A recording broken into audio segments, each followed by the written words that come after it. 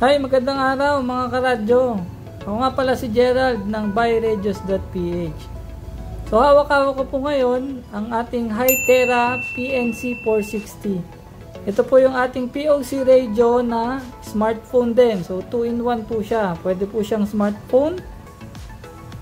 Pwede pong tumawag, mag-text, mag-Facebook, mag-YouTube. And also POC radio na po siya.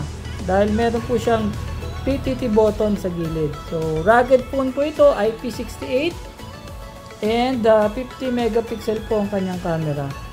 So, napakalakas po ng audio, waterproof, shockproof, and dustproof na rin po. So, magte-testing po tayo sa Zello. Gagamitin po nating app sa POC natin is Zello. So, tatry po natin kung nag-work ba yung button na PTT sa Zello. So, syempre, pag dito, sa touchscreen, automatic po yan. Radio check 1, 2, radio check 1, 2. Ayan po. So, ang gamit po ni Tyron, magre-radio check tayo yung PNC 560 naman. Yan po yung pinaka maganda nating POC radio na phone. So, ito po, pinrogram ko na yung button. Tatry naman po natin tong PTT button.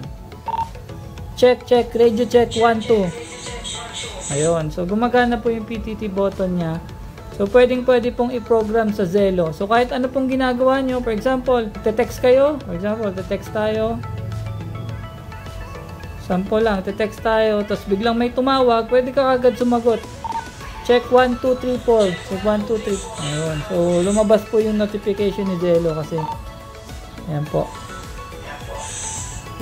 Okay, so yun po. Napakaganda po. Mabilis po.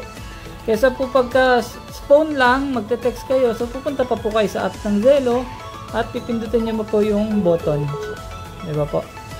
So, ayan po. Napakaganda po.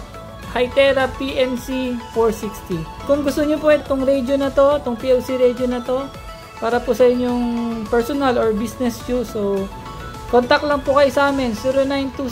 0927-8800-660 pag gusto niyo pong mag-order. So maraming salamat po. This is Gerald from buyradios.ph.